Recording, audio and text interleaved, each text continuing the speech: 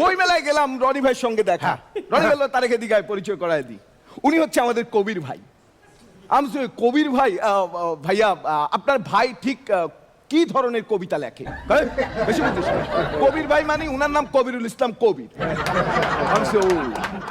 আমার তখন একটা রিয়েলাইজেশন আসলো যে কবিরুল ইসলাম কবিরের নাম যদি হয় কবির ভাই, সাইফুর রহমান সাইফুলের নাম যদি হয় সাইফুল ভাই, সুধীর যোশীকে কি বলবে?